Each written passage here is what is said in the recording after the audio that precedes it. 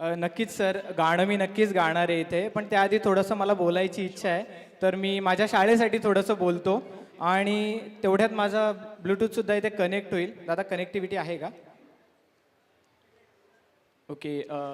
So स्टेजवर आल्यानंतर मला मोस्टली बोलायची सवय नाही आहे. मी खूप कमी बोलतो स्टेजवर.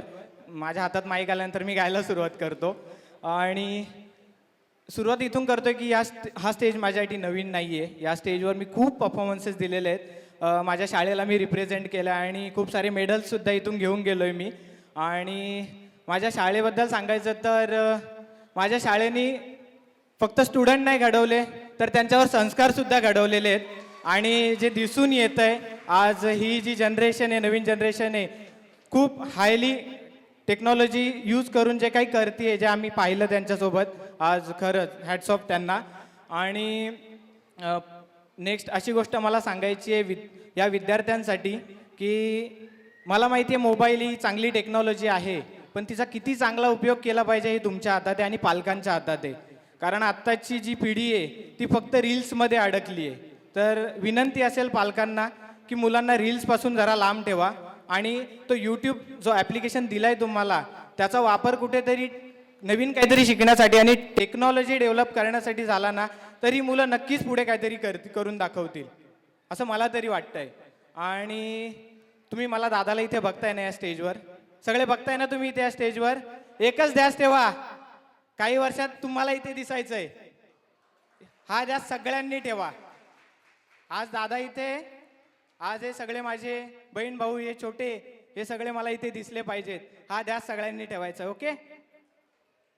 आणि माझ्या शाळेचं शेवटचं सांगतो, आज त्यांनी मला इथे ॲज अ गेस्ट म्हणून बोलवलंय आणि ही विद्याविकास शाळाच असू शकते की जी त्यांच्या माजी विद्यार्थ्यांना सुद्धा मोठं करू शकते. आणि त्यांनी आज ते करून दाखवलंय आम्हाला, माझी विद्यार्थी असून सुद्धा मोठं करून दाखवलंय. त्याबद्दल धन्यवाद सर्वांचे. की हुनर सॉन्गसाठी मॅम बोलतात की हुनरचं 2 ओळी बोला. तर हुनर जे सॉन्ग आहे, जे बनवलं आहे, ॲक्च्युली कनका दलाल मॅम यांनी ते लिहिलं आहे. आणि मॅमने जस्ट कॉल केला मला की भावेश, एक हुनर म्हणून आपलं जे एक फंक्शन होणार आहे मोठं, त्यासाठी आपल्याला एक सॉन्ग बनवायला सांगितलं आणि टाईमलाईन खूप कमी आहे.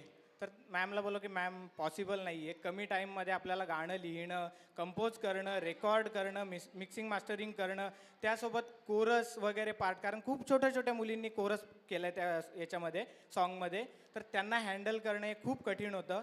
बट खरंच ते जेवढे पालक आहेत ना त्यांना खरंच सलाम आहे. त्यांनी खूप सपोर्ट केला, विशेषतः दलाल मॅडम, कनका दलाल मॅडम, खूप त्यांनी मेहनत घेतली त्या सॉन्गसाठी. आम्ही फक्त निमित्त होतो त्यांच्यासोबत राहणारे, कारण त्यांच्यामुळे आम्ही इथे आहोत. सो खूप म्हणजे आम्हाला चांगला प्रतिसाद मिळाला आहे त्या सॉन्गसाठी. आणि माझ्या आउट ऑफ जॉनर येते, बिकॉज मी फोक वगैरे अशी थोडी वेगळ्या ढंगाची गाणी गात असतो आणि हा टोटली वेस्टर्न टच आहे. तर थोडंसं मी ऐकवतो.